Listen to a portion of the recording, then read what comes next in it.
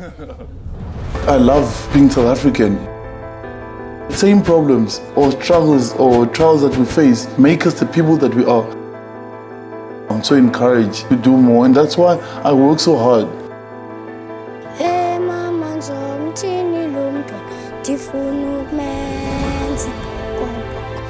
You're already there. Yeah. Keep on fighting.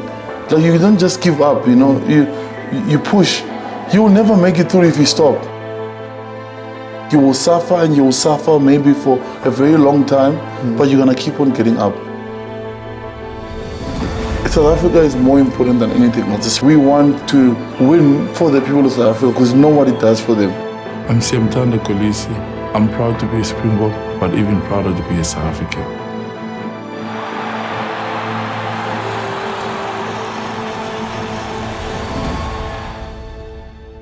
What is next for Kolisi? President? The day has come. We've been trying to get this Kolisi interview for quite a while now. We've been working our backsides off, and today is the day we finally get it. I don't really have much to say because I'm still in disbelief. I'm a little bit nervous, maybe more than a little bit nervous, but today is the day we sit down with Kolisi. Hi. How are you? Good, thanks, and you? This is Donna. So remember you from the shoot, from the function. Yeah. I'm Kim. This is Kim, nice to meet you. Nice that we made it happen. Yeah, unbelievable. I can't believe it. So he's doing a non-profit thing today with the Justice Desk. So I don't know if he's giving a talk or something. We're going to go in, see what it's about. They've got a better camera than us, I'll tell you that for free. It's not about the size of the camera. It's about the person who's using it. Obviously they're here to see me.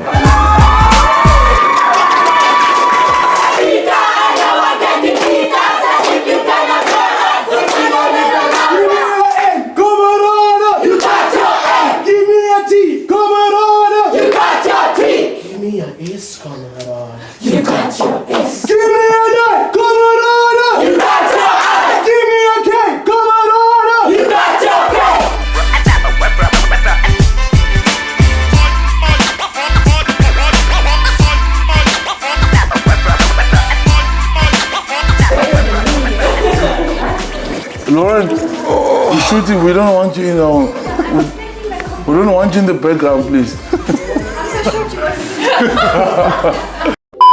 Right.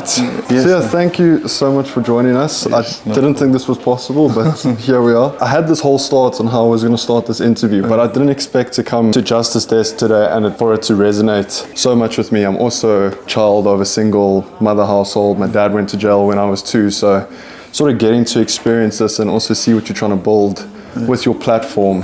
How important is it for you to be that guy who leads these younger guys like myself, these younger guys who sort of grow up without a dad or without a father figure in their life?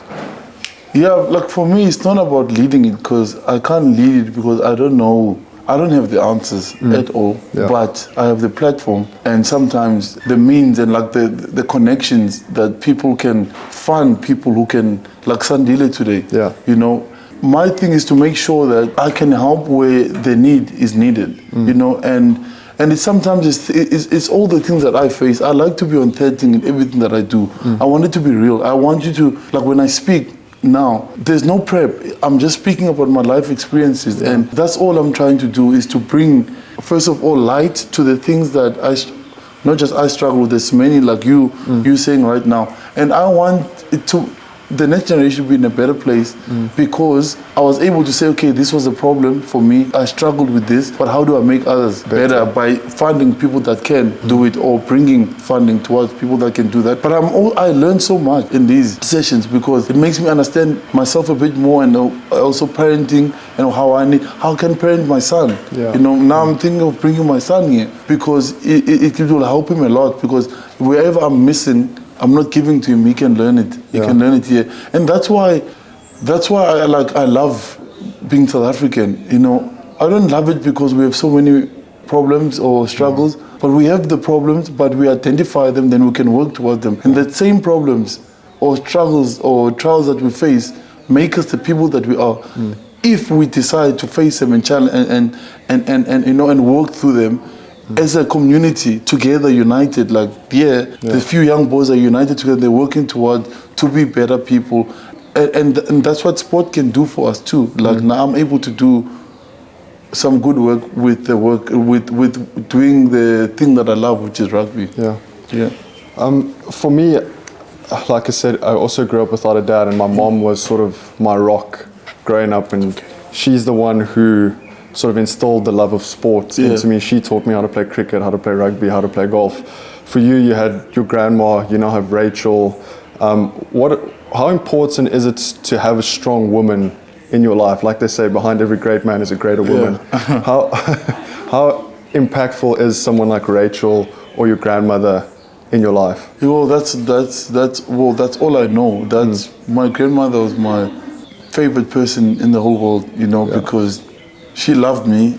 She couldn't give me, that was the greatest thing. She couldn't give me anything like money or anything like that. She gave me something from her that she had, all that she had, which was time, love, and support, and be there for me.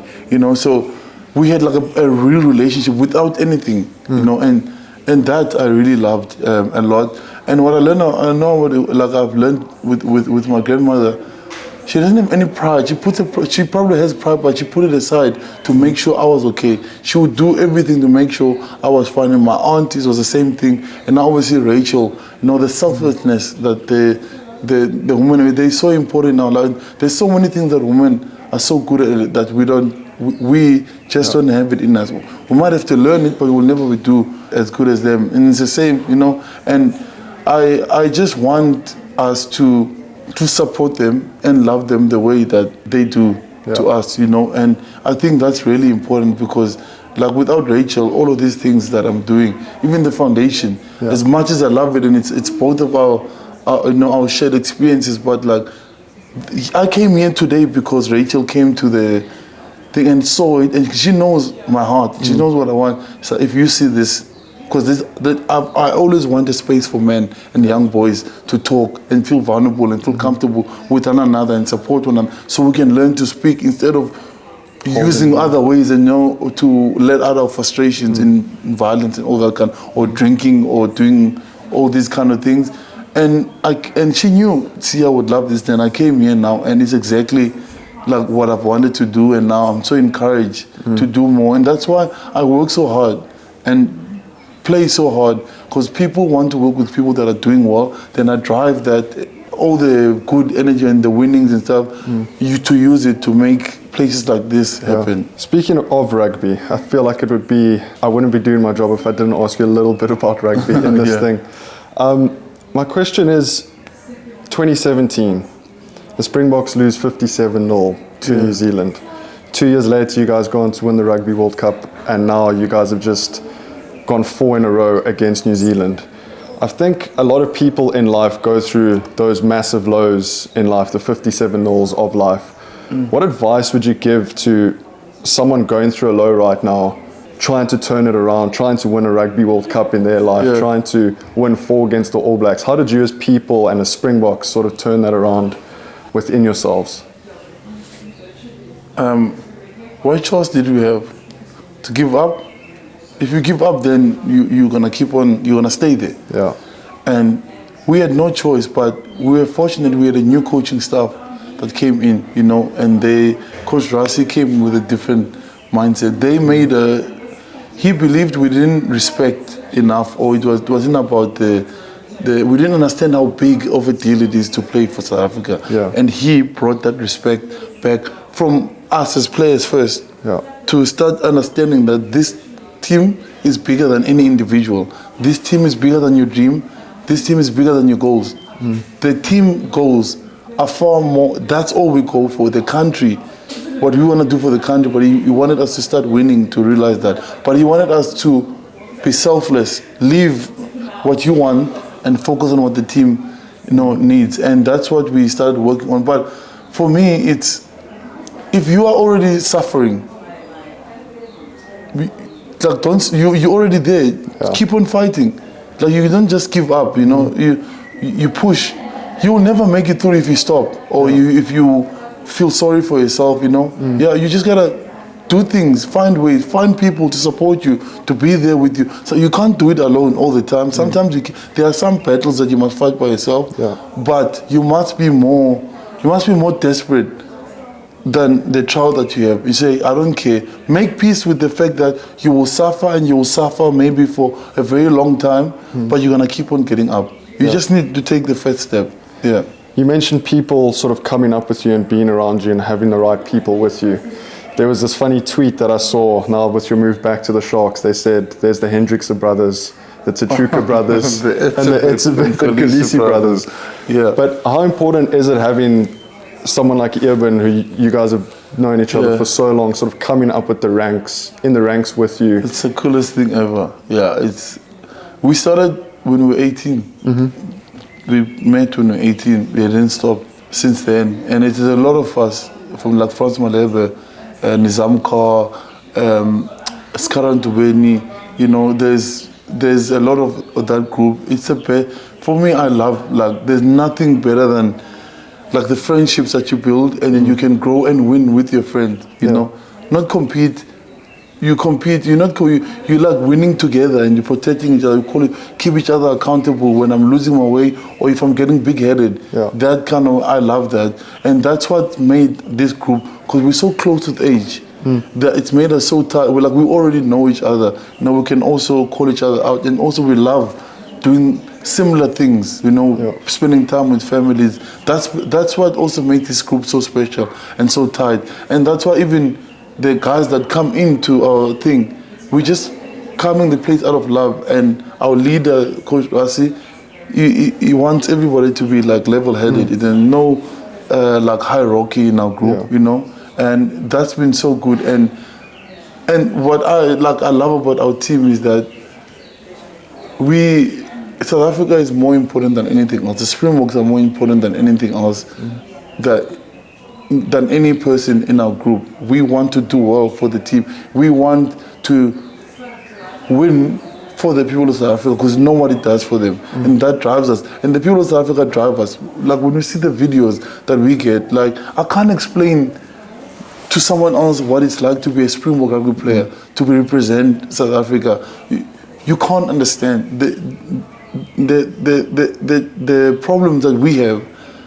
For us to have a game be able to make you forget for a couple of, can be hours, can be a minute, and make you feel so happy, and put people from different walks of life together, you know, and cheering for the same thing, you know. And I just can't explain it to people, because they don't know our struggles. They don't know what we face each and every single day. That's why when we talk about, it's not pressure playing a World Cup final, it's not pressure playing a rugby game.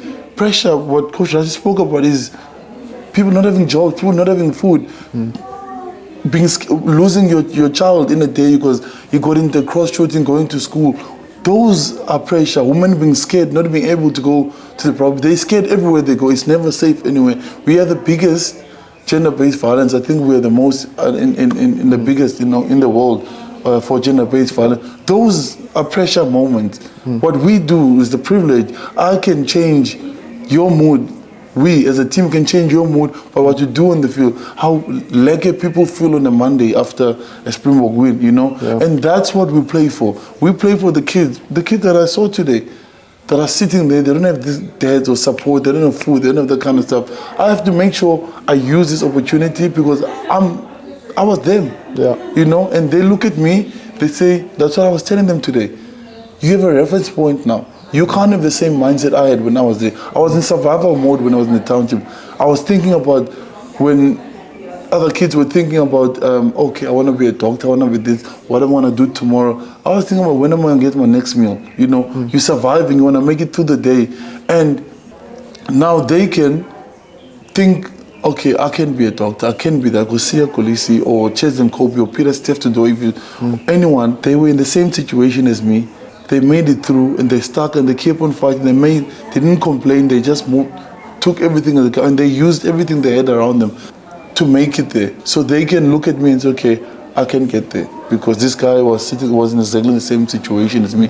That's the kind of thing that I tell myself, that you can't give up. Yeah. You can't not give your best all the time, because that kid is looking at me, is watching, and hopefully this will help drive him. Yeah. You speak about those moments that the Springboks give South Africa on a Monday. Oaks are speaking about, did you see Sia's try? Did you see this? Did you see that? How can us as people of South Africa continue that momentum that the Springboks deliver us on 13 Saturdays in a year? What can we do in our daily lives to make the country better, make it the best South Africa that it can be? That has to be important to you. South Africa has to be important to you. In every work that you do, if you're thinking about how can you make South Africa better, how can you add input to making sure that the country goes the direction that you want it to be, if that is the ultimate goal, and caring about other people, because yes, you must look after you first and your family, but then how do you add value to the country? It can't just be about you, and it's also understanding that we all have a role to play. We can't look at other people. You can be the person that makes it, and you don't have to be famous. You don't have to have money. Sometimes it's time, like the way my grandmother looked after me. You can be that for someone else in the community that's not getting it. It's all about just knowing that you're not just the only person living in this world. You're not the only person that you must care about. It's like we talk about Ubuntu in the townships. That's why I give back. I learned at the toughest. At the toughest of my upbringing, where it was difficult for me, I learned how to look after other people, how to want to help other people, knowing that, I am because you are, And if I'm doing well and my neighbor is not doing well, that means I'm not doing well. So I have to make sure I make my neighbor get to a place where they're doing well. Then when we are both doing well, then we are fine. That's the kind of environment I grew up in. Yeah. We had no choice. We needed each other. And that's what we need to know as Africans. Whether you're poor or you're rich, you still need each other. The other person. Because they can bring something that you can't bring. Or they will do the work that you're not willing to do. But we need to make sure that, we're just caring for other people, and we're not just worried about ourselves. And we need to go into other people's communities. So you can see why people are complaining about stuff or saying, why don't we have this? People need resources, people need choices, need options, and that's why there's limited options and limited choice, then you choose the easiest one sometimes, because that's where it leads you to. It's tough to stick there and fight and go to training where there's torn in the field, there's no food, you keep on going that, but you can choose the other road. You can meet a gangster, who just gives you everything you need, you just rob a few people, take out the gun and do all those kind of stuff. That's the easy road to choose. But the other one is harder, but we need to create more options for kids and people in the community. I 100% agree with you. I know you're quite strapped for time, so I think my final question is, what is next for Siya Kolisi? Argentina. Argentina. Hopefully win first ever rugby championship. I've never won one before. Really? I was injured, yes. I wasn't with the team then. Remember, I did my knee. Yes. Yeah, that was the last Rugby World Cup when we won it. Yeah, the one before this one. I was same knee that I got injured the last World Cup. But it was a different thing, so I would love to win the Rugby Championship. And President? No, I don't know. I don't know if I would be able to. It's a hard job, because everybody but I don't think I would go into politics. I don't know, but I don't think so. I would want to work in my foundation, and I want to help women in sport. I really believe there is so much need for us men to actually stand up for women and actually bring and actually attend games. Show the kind of support that they show to us. All what the rest of the people are giving to us, men. And remember, if the women's game grows, rugby grows, which makes it better for everyone. Because women work as hard as we do, if not harder. Some have jobs. They go to jobs and then come in training at night. We don't bring enough light as sportsmen about just people going to games. And actually, also I want to encourage women to go watch the other women's games. At our games, you can see it's mixture of men, a lot of men, but a lot of women too. But I watch women games that women don't go and watch, the game. Well, at least that's what I hear. you know. I just encourage players and you, like, you get more women on your podcast, chat to them. Get the ones that nobody knows, but you know this one is good. Like, look at the Springboks women's team. You know, they did a big win this week, and not a lot of people talking about it and say first time beating the Barbarians. It's a big thing for them. You know, 100%. Like, I go to their trainings, and I know some of them, they have the same story as me, but theirs is double because they're women. Because mine, if I make it through my story and I get the contract, I'll make it. Well, just need to be good in high school. I'll get the contract and the agents. For them, they have to be out of this world. To at least even get a sponsorship deal. You know what I mean? So the media also has a responsibility. You know, we always get asked this question. But then, write more about them, expose them more to the people. You know, get people to read them about more. I mean, not a lot of people want to do it. It's easier to interview rugby because everybody knows them. Be the one that introduces the people to the world. Because it might not be good for your numbers. It will be good for that person, and you could be the one that have started, you know, this trend. So I really, like, we talk about women.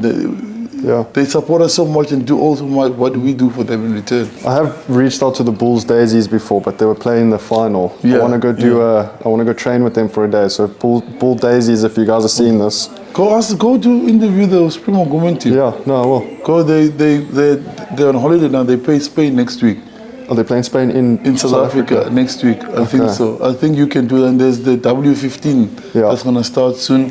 There you can interview for all the girls around like Australia, Scotland. They're all coming here in South Africa. So it's a great opportunity. Even getting ones from different teams in the same room and speaking to them about how it is to be an international women rugby player. And then you go ask a kid that's coming out of school that's a male, ask him how their life is compared to an international player, and you will see the big difference. A 19-year-old compared to like somebody who's got 60 caps for their country. Wow. Maybe you should start a YouTube channel as well. I think I'm going to start a podcast. Really? Yeah, I want to start a podcast so I can talk to different people in different walks of life. People that wouldn't get the opportunity or I think I want to, especially like just people who just come from, I don't know, like we've seen LeBron's barbershop. The Undisputed, he's got like a... Oh, yes. I've seen some I want to do, but I want to go like, if I want to go interview someone from Kenya, and go to where they want. But I want to do it in the taxi rank somewhere, like show different thing. I want to do something like that. Well, if you need a cameraman or a co-host. Okay, thank you. I appreciate that. Stress. So we'll end with these, quick rapid fire. If rugby wasn't your day job, what would you be doing? I'll be working for my foundation now, I think. Okay. Yeah. Would you rather Liverpool win the quadruple or the Sharks win the Champions Cup this year? The European Cup? Yes. Yeah, Sharks. And leave Liverpool with the quadruple. The Sharks. The Sharks, definitely. Okay, I like it. What's your biggest fear?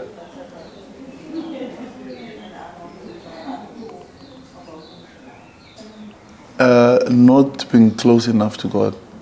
Wow. Yeah, not being close enough to God. Okay. What's your favorite movie? Okay, I'll go for comedy, but I've got a lot of different Step Brothers. Step Brothers. Yeah. Okay. 2019 or 2023 Rugby World Cup win? 2023, because it was for South Africa. It was. Yeah. That was a special time. Favorite takeaways when you're not training? That's hard. There's a lot. Okay, top 3. I love KFC because of the work that they do with the 250. I found out where they go, and I saw 2 kids that graduated from that, which was quite cool. Nando's, love my Nando's. Unbelievable. Yeah, my kids love McDonald's, so I want to say McDonald's. Also, McDonald's is one of my favorites. If you could have dinner with any 3 people, dead or alive, who would it be? Mr. Modiba. Mandela's right, yeah. Yeah, I know. It can be anyone. Anyone. Definitely Jesus. Fair. Mr. Mandela, my grandmother. Wow. Yeah. And then, who's the most famous person in your phone book? Roger Federer. Roger Federer. Or Jürgen Klopp. Or Virgil van Dijk. I should tell you now this at the end that I'm actually a United supporter. No, it's okay. I don't care. We beat you, so why must I worry about you? Yeah, thanks so much. Thank you so really much. appreciate No it. problem. Man. Thank you so much. Thank you.